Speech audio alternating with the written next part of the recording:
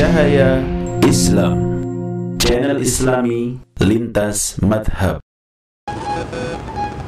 Edukasi yang sangat indah. Saya tidak melanjutkan perjalanan ke toilet dan batal ke toilet karena melihat sebuah film yang sangat mulia. Ibu ini benar-benar menjadi madrasah buat anak semuanya.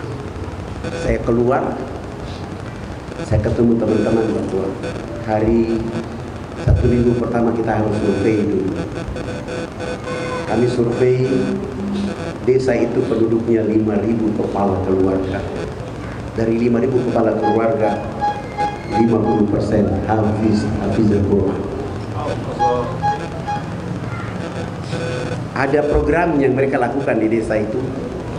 Mau masuk SD kelas 1 sampai SD kelas 6 tidak perlu bayar seragam, tidak perlu bayar uang SPP, cukup menyetor juz 30 plus tafsirnya dengan sempurna, maka selama 6 tahun kuliah di gratis.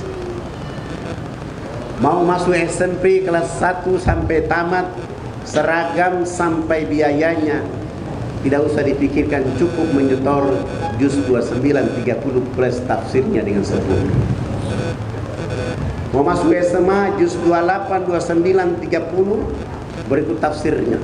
Mau kuliah ke Sudan, ke Maroko, ke Mesir, ke Medina, punya hafalan minimal 5 juz plus tafsirnya, maka tempat itu akan mengusahakan, desa itu akan mengusahakan anak-anaknya ke luar negeri melanjutkan studi.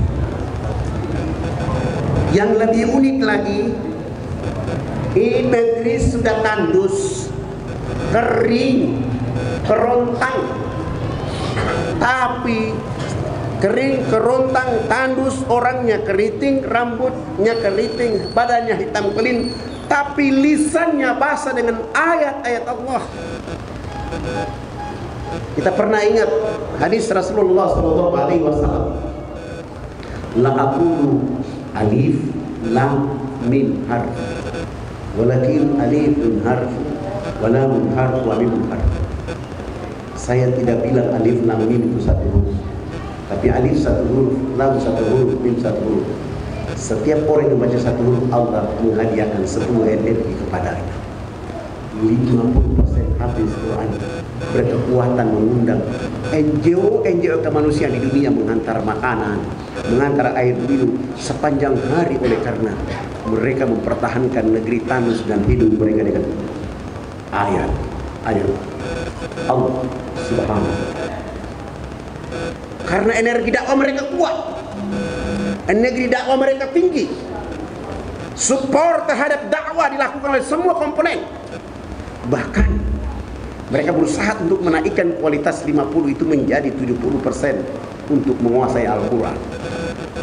Seandainya orang Indonesia mengambil itu menjadi ibrah untuk merubah perubahan itu, naik haji pun tidak akan ada antrian panjang. Saya pernah ada diskusi tentang perumusan daftar antrian panjang haji. Saya bilang ada yang salah dari kita di Indonesia. Maka cukup Kementerian Agama mengeluarkan instruksi bersama Presiden, bersama DPR, bahwa untuk pergi haji minimal sudah punya hafalan 5 juz. Pasti orang yang sudah bayar ONH itu tidak bisa pergi karena dia tidak hafal Quran. Itu berarti kuota haji itu dipercepat oleh karena kecerdasan menjemput Baitullah, kecerdasan menjemput Raudah, kecerdasan mendatangi Arafah dibangun dengan ruhnya Al-Quran yang ada di hati mereka. Oleh karena Kementerian Agama dengan edukasi Quran membuat antrian itu pendek, oleh karena mencerdaskan anak bangsa untuk mengambil bagian Al-Quran di tengah-tengah kehidupan. Ketika saya mengusulkan itu, semua orang tertawa di majelis itu, dan saya bilang inilah cara kita merendahkan agama di Republik.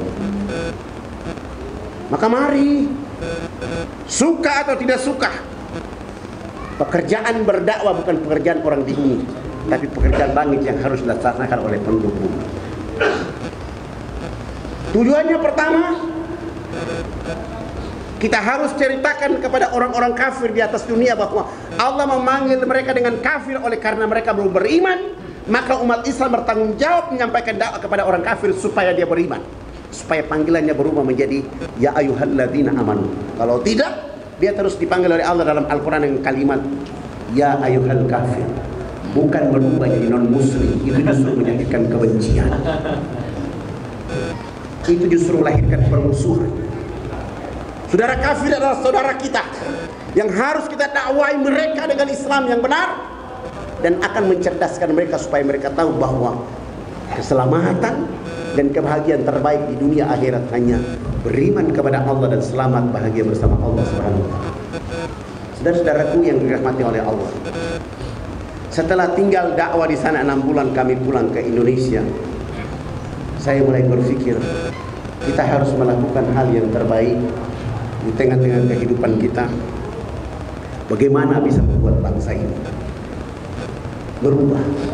Tapi alhamdulillah kita sudah melihat di Jawa sudah mulai ada elemen-elemen dakwah, lembaga-lembaga dakwah, organisasi dakwah.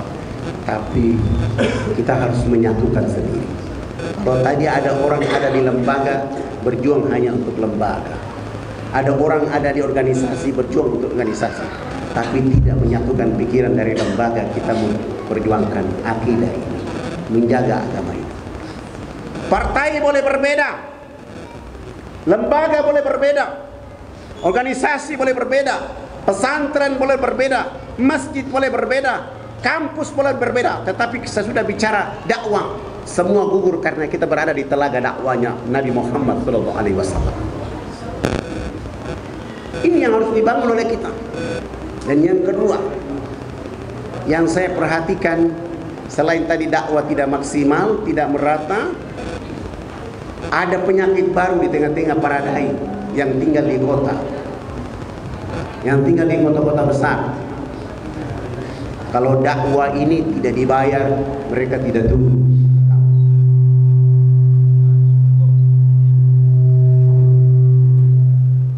Atau ada pandangan lain bahwa mereka menjadikan dakwah menjadi lahan mencari nafkah, sehingga kalau dia dibayar tidak sesuai dengan nilai yang dia mau, jangan berharap dia turun berdakwah. Inilah masalah kita semua, ini persoalan kita semua. Bahkan hari-hari ini mulai muncul lagi, kalau mau berdakwah harus ada sertifikasi. Ini juga keliru, ini menyalahi hadis Nabi, penyampaian Nabi bahwa sampaikan dariku walaupun satu ayat. Maka okelah sertifikasi boleh jalan, tapi marilah kita menjadikan dakwah menjadi pekerjaan untuk menyelamatkan seluruh anak bangsa Indonesia dari Sabang sampai ke Merauke.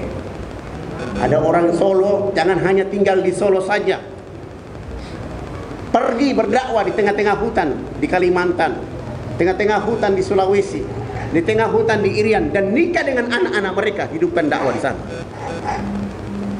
Karena dakwah terbaik juga adalah menikah anak-anak yang ada di tempat itu. Jangan takut datang ke Irian lalu mengatakan saya takut karena wanita Irian rambutnya keriting. Tinggalkan pandangan itu semua, tapi lihat masa depan dakwah ada di bangsa ini. Bapak Ibu, saudara-saudaraku yang dirahmati oleh Allah Subhanahu wa taala, di mana saja kita boleh melakukan pekerjaan ini, kapan saja, situasi apapun. Saya pernah punya sopir agamanya Katolik, dan dia ikut saya kurang lebih ada 1 tahun 3 bulan. Saya berusaha untuk membimbing dia dari waktu ke waktu, dan di perjalanan 1 tahun 3 bulan dia mengatakan bahwa saya setiap ikut ustaz ketika sholat,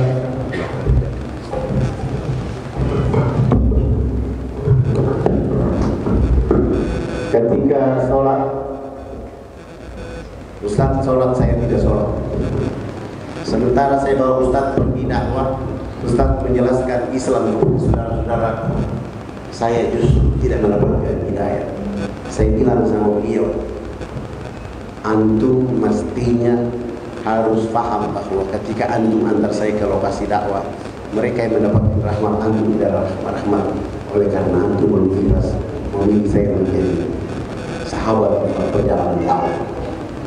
Subhanallah, Beliau dalam waktu 4 jam kemudian langsung syahadat. Dan ketika dia syahadat, saya bilang, antum tidak bisa ikut saya. Sekarang ngaji dulu, setelah ngaji saya cari pekerjaan. Dia bekerja di Pembahan. Hari ini dia menjadi salah satu ustaz juga yang keliling di Pulau Jawa. Dan itu dilakukan oleh kita.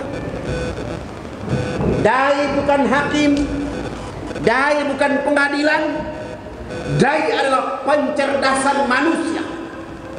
Dai menyelamatkan manusia. Ada orang salah, orang keliru, jangan disalahkan. Tapi angkat dia dari lumpur hitam itu menuju cahaya yang terang.